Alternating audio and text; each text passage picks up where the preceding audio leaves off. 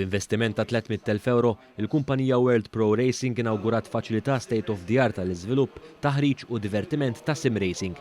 Dan tħabbar f'konferenza ta' inaugurazzjoni ġewwa Monte Cristo Estate fejn tinsab din il-faċilità e kif dan is-sandulan li jipprovdi opportunitajiet lil żgħażagħ u studenti jibnu l-ħiliet diġitali tagħhom f'ambjent virtwali li eventwalment iwassal għal possibilità ta' karriera fl-esports. Il-faċilità hija magħmula minn 17 il-simulatur flimkien mal-faċilitajiet kollha meħtieġa għall aġġudikazzjoni u direzzjoni tat-tiġrijiet kemm online u offline, kamra tat-telemetrija, il-faċilitajiet kollha meħtieġa x-xandir li jinkludu wkoll studio li jakkomoda fosthom kummentaturi tat-tiġrijiet u kif ukoll jilqa' preżentazzjoni ta' programmi informattivi u edukattivi.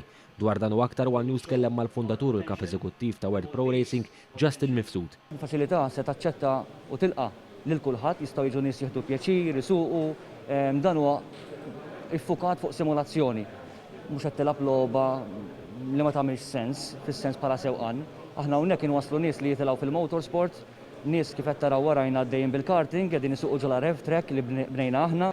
Tkellimna wkoll ma' atleta tal-esports e kif spjegalna l-benefiċċju ta' faċilità state of the art bħal din. Bħala go-karting driver għaw Malta minflok imur jitrenja fit-trek, jiġi hawnhekk, kun jista' jitrenja hawnhekk kemm irid, inaqqas il-ħiniet tiegħu u jimbagħad imur fuq it-trek u jerġa' jagħmel l-istess. Ġifieri da simulator, da bażikament l-impuls li qed nitfajjen hawnhekk tkun se tfaħħom fil-karozza fil-go-kart ta' vera fuq it-trek. Daqshekk huwa realistiku. L-inaugurazzjoni saret fil-preżenza tal-Ministru għall-Ekonomija u l-Industrija Silvio Xkembri u l-kap tal-operat tal-Gaming Malta Sur Ivan Filletti.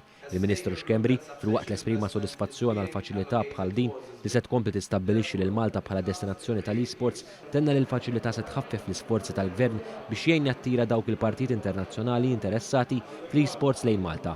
Dan hekk kif din l-istess faċilità mhux biss tkun disponibbli għall komunità tal-esports lokali, iżda wkoll għal timijiet barranin mhux biss bħala kamp ta' taħriġ, iżda wkoll għal bootcamps tagħhom.